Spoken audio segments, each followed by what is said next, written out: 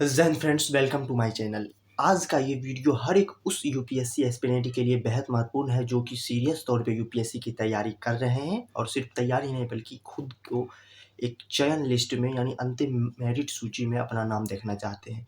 तो इस वीडियो में मैं कुछ खास प्रश्नों के उत्तर आपको दूंगा कि यूपीएससी में एनसीईआरटी का क्या महत्व है, क्या एनसीईआरटी पढ़ना ज़रूरी है, एनसीईआरटी को छोड़ नहीं सकते, और यदि एनसीईआरटी पढ़े तो किस कक्षा से एनसीईआरटी पढ़ना प्रारंभ करें। जैसा कि आप सभी जानते हैं कि एनसीईआरटी 6 क्लास से ही प्रारंभ हो जाती है और 12 क्लास तक की रहती है। तो किस कक्षा से पढ़े, 6 से पढ़े या फिर 9th से स्टार्ट करें या फिर 11th से स्टार्ट करें, किस क्लास से करें।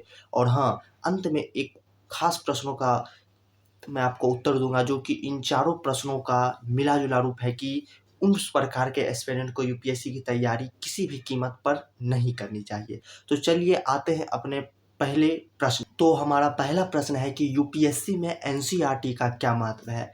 तो एनसीईआरटी की यूपीएससी की प्रिपरेशन में एक बहुत ही ज़्यादा अच्छा वेटेज रहता है और ये बहुत सारे दृष्टिकोणों से महत्वपूर्ण है। पहला कि इससे आपके सारे बेसिक्स क्लियर्स हो जाएंगे, आपका दूसरा फाउंडेशन बन जाएगा, तीसरा कोई भी डाउट होगा तो आप इसी सीरीज में सॉल्व कर लोगे, जिससे यदि आप बाद में कोचिंग ज्वाइन करते हो या स्टैंडर्ड बुक पढ़ते हो तो उस टाइम आप सिर्फ बुक पे ध्यान देना कि उस टाइम डाउट सॉल्व करते रहे घूम घूम के।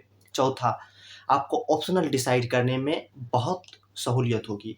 जैसा कि आप सभी जानते हैं कि अक्सर जिन्हें 2, 3, 4 अटेम्प्ट लग जाते हैं वो एक कॉमन गलती को दोहराए रहते हैं कि वो गलत ऑप्शनल का चयन कर लेते हैं। और यदि आप शुरुआत में एनसीईआरटी पढ़ लोगे तो आपको एक सामान्य समझ बन जाएगी कि मुझे हिस्ट्री लेना है, ज्योग्राफी लेना है, पॉलिटी लेना है, इकोनॉमी लेना है, या इधर आप फिर एनसीईआरटी में साइंस पढ़ते हो तो क्या फिजिक्स, केमिस्ट्री, मैथ क्या लेना है मुझे एनसीईआरटी में, या फिर किसी लिटरेचर का सब्जेक्ट लेना है। तो यूपीएससी में एनसीईआरटी का यही महत्व है कि यदि आप पढ़ लेते हो तो आपको सामान्य बेसिक्स समझ हो जाएगी, इसके साथ साथ में ऑप्शनल को लेने में आसानी होगी।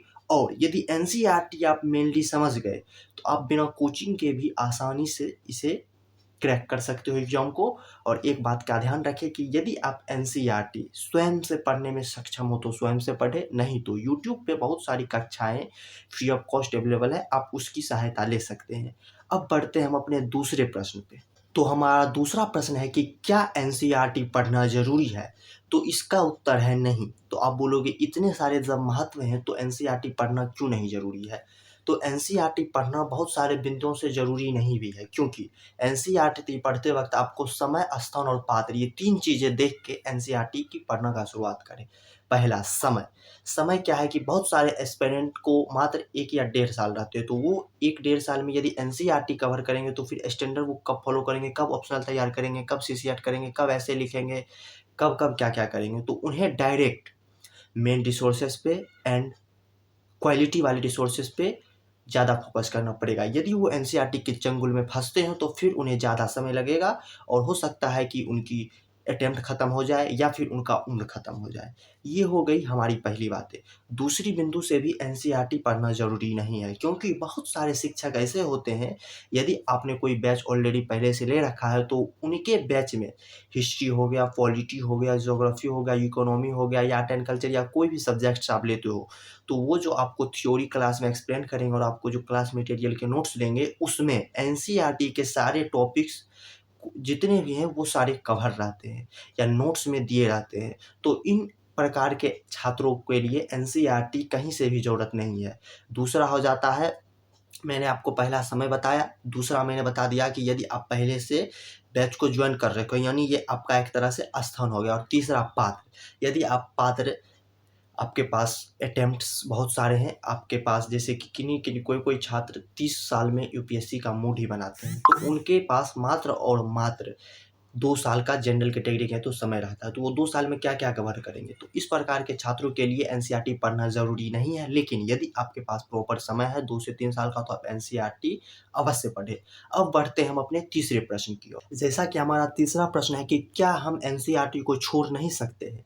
तो हाँ, आप एनसीईआरटी को छोड़ सकते हैं। इस प्रश्न का भी उत्तर यही होगा कि यदि आपके जो क्लास मटेरियल्स हैं, आपके टीचर्स हैं, वो एनसीईआरटी के सारे टॉपिक्स आपके क्लास से अटैच करके पढ़ाते हैं और सारे कॉन्सेप्ट आपके क्लियर हो चुके हैं या क्लास में हो जाते हैं, तो आपके लिए एनसीईआरटी पढ़ के एक एक्स्ट्रा बोझ बनवाने की ज़रूरत नहीं है, क्योंकि आप जानते हो कि यूपीएससी का सिलेबस ही एक बोझ है और ऊपर पर से आप एनसीईआरटी का बोझ बढ़ा नहीं सकते।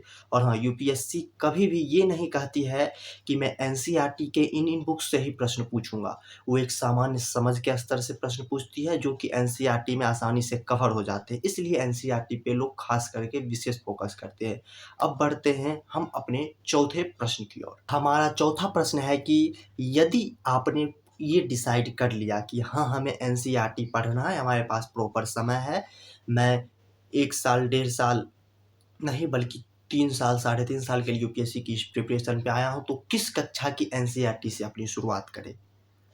तो सर्वप्रथम एनसीईआरटी स्टार्ट करने की भी बहुत सारी स्टेजेस होती है। बहुत सारे एस्पिरेंट जिनके पास 2 साल का समय है, तो वो बेसिक्स कॉन्सेप्ट के लिए 11th-12th की एनसीईआरटी से भी अपना काम चला लेते हैं। 11th-12th की एनसीईआरटी पढ़ते हैं, उसमें भी मैक्सिमम चीज़ें कवर हो जाती है और एक बेसिक समझ भी हो जाती है और ये उसके बाद स्टैंडर्ड बुक पे जाते हैं। बट यदि आपके पास अच्छा समय है, तो आप मेरी माने तो 6 से ही शुरुआत करें।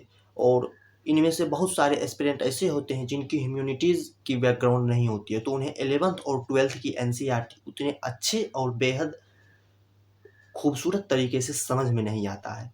तो वो सोचते हैं 11th-12th की तो समझ में नहीं आ रही, क्या करूँ, क्या करूँ, क्या करूँ? तो ये उधर-उधर मुँह अपना लेके सोचते हैं, पूछते हैं किन्हीं से, तो वो 11th-12th उन्हें समझ में ही नहीं आता है, कुछ समझाने के बाद भी। तो वो क्या करें, तो वो 9th से स्टार्ट कर सकते हैं, 9th-10th से। और वो 9th-10th पढ़ देखें और यदि उन्हें 9th-10th की भी समझ में नहीं आ रही है, तो वो 6th क्लास की एनसीईआरटी से अपने प्रिपरेशन को स्टार्ट कर सकते हैं। जैसा कि 6th क्लास के एग्ज़ाम्पल के लिए मैं बताता हूँ कि 6th क्लास की जो एनसीईआरटी में हिस्ट्री की बुक है, उसमें मूलतः एंशिएंट हिस्ट्री को कवर किया गया है, यानी प्राचीन भारतीय इतिहास को। और वही 11th क्लास की एनसीईआरटी में भी प्राचीन इतिहास को ही कवर किया गया है हिस्ट्री में। बट बात ये है कि वहाँ पे जो है, वहाँ पे लेवल थोड़ा ऊँचा है और यहाँ 6th क्लास में थोड़ा सामान्य स्तर से एकदम ज़ीरो से शुरुआत किया गया है। तो यहाँ आप यदि एक बेहतर समझ रखने वाले छात्र हैं, तो आपको आसानी से 6th क्लास की एनसीईआरटी समझ में आ जाएगी। और बहुत सारे एस्पिरेंट यदि पढ़ते हैं 6th क्लास की भी एनसीईआरटी, ह्यूमैनिटीज़ की, हिस्ट्री, ज्योग्राफी की, पॉलिटी की, और उन्हें समझ में नहीं आता है, तो वो क्या करें? तो वो यूपीएससी की तैयारी ना करें। और हाँ, ध्यान रखें, हमारा 5वां प्रश्न भी यही था कि किन एस्पिरेंट को यूपीएससी की तैयारी नहीं करनी चाहिए। तो जिन छात्रों को 6th क्लास की भी एनसीईआरटी समझने में प्रॉब्लम आ रही हो, शिक्षक की सहायता से भी, क्योंकि यदि आप डायरेक्ट एनसीईआरटी पढ़ोगे तो हो सकता है कि आपको कुछ चैप्टर्स, कुछ टॉपिक्स या फिर मान लीजिए पूरा किताब ही समझ में ना आए। बट यदि शिक्षक की सहायता लेने के बावजूद भी आपका कॉन्सेप्ट क्लियर ना हो रहा हो, तो आपको यूपीएससी की तैयारी नहीं करनी चाहिए, क्योंकि सिवाय समय ज़ाया और आपके पैसे ज़ाया होने के अलावा यहाँ आपको कुछ नहीं मिलेगा। क्योंकि आप जब शुरुआती दौर में ही अपने आप को कंफर्ट नहीं फ़ील कर पा रहे हो, खुद को कुछ समझा नहीं पा रहे हो, तो आगे चल के ये धीरे-धीरे एक विशाल महल कायम हो जाएगा आपके पास सिलेबस का, बुक्स के, नोट्स के।